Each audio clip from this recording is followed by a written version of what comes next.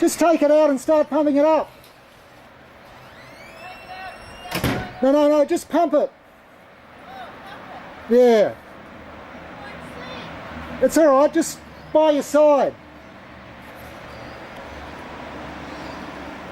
Shit, it's still recording. Okay.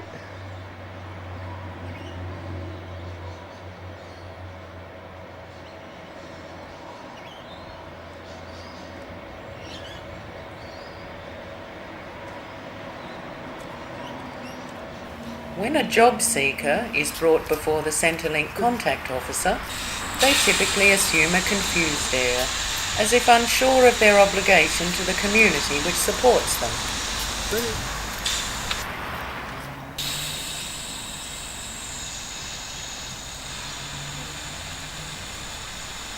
I ask, first of all, if the seeker understands why they have been brought before me.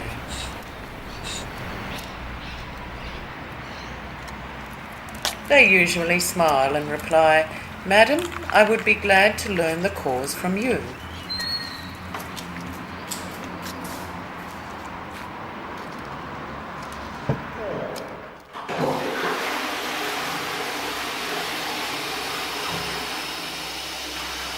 You are accused as a non-complier, and you have failed to secure work which would relieve the community from their obligation to you. Madam, as you would know better than any other, I have tried to find a job, and I've never ceased believing that Centrelink desires only the best possible outcome for me in my search for a job.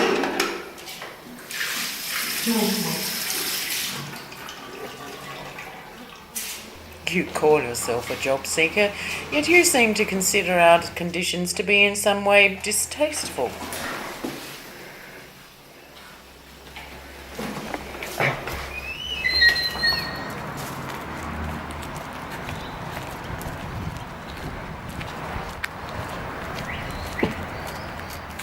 I ask this: do you intend to continue receiving the New Start allowance while you are unemployed and not actively working or training for industry? I believe that Centrelink is the only viable means whereby I can gain support while continuing my job search.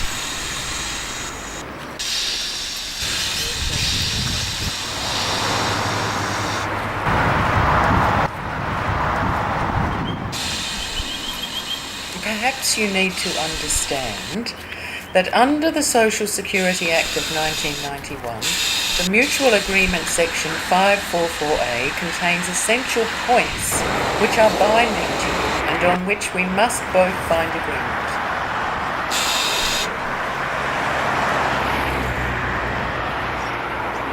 Nevertheless, you may be found to be an absconder in not acting on some pertinent beliefs which are strictly binding if your contract is to be approved.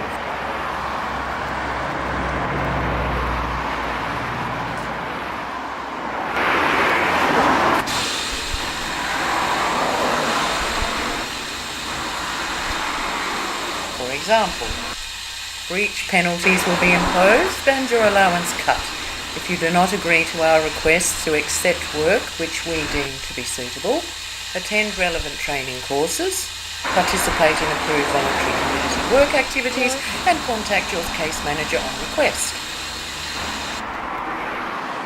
I believe all the things written here, which any human being looking for work should take into account. You won't get away with this. I know your tricks. What some of you think a job seeker's responsibility to the community should be is little more than subterfuge. Stop wasting my time. Say simply, do you believe in your right to work, your will to work, and your ability to work as we deem fit? I believe myself to be job ready, as you say. Do you believe that you have an obligation to look for work, reporting all your applications directly to us, and that we alone are in a position to judge whether or not you are worthy of our support? Yes, I do. Yes, I do. In that case, do you believe that the New Start allowance paid to you by Centrelink while you're unemployed carries with it an obligation to obey the wishes of the community which supports you? Why should I believe this? I don't ask if you should believe, but if you do believe. I believe whatever you, as contact officer, and the rest of Centrelink require me to. The taxpayers are the providers of your job search. If you do not agree with them, you are an abjurer and must suffer the consequences. I willingly believe in what you deem to be my obligation under the work for the Dole, if you think it will help me get a job. You were obviously happy to accept the New Start allowance prior to this agreement. Say then, are you willing to keep the terms of this preparing for work agreement by working for the Dole in order to receive your allowance? I believe all people have the right to financial support from the community, that everyone in our society has a social obligation, each to the other, according to the needs of the individual. You have not answered my question. I ask whether you are willing to accept the terms of this preparing for work agreement in order to continue receiving your entitlement.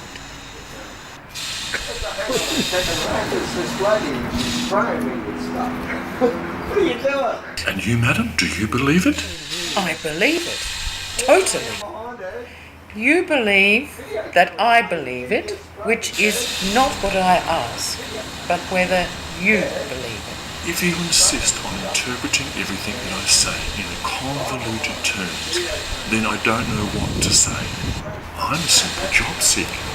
Please don't trip me up on my own words. If you are simple, answer simply. Willingly. Willingly. Willingly. Will you then swear that you do not hold any other belief which would mean you were not able to abide by all the terms and conditions outlined in the agreement? If I ought to swear, I will willingly swear.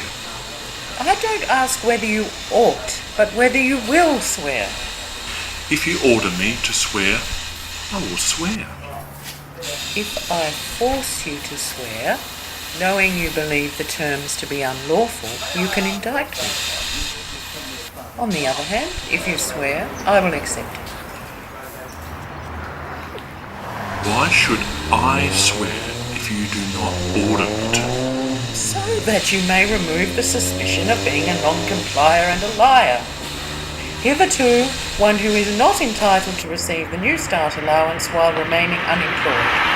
Madam, I do not know how to swear unless you show me. If I had to swear, I would raise my hand and say that the terms of this agreement have been explained to me and that I have agreed with them, nor have I ever believed anything which would impede my willingness to comply.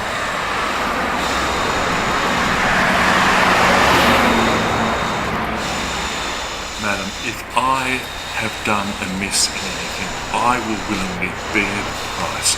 Only help me to avoid the blame of which I am accused, through malice without fault of my own.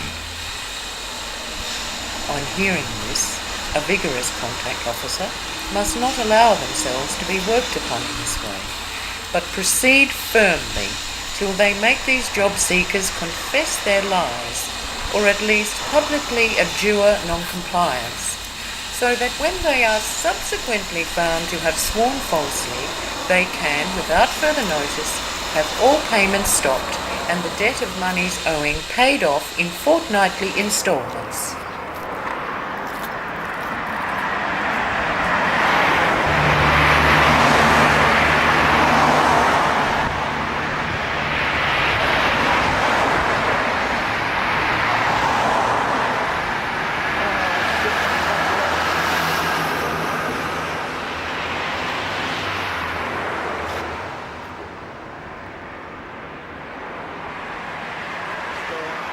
Okay, start.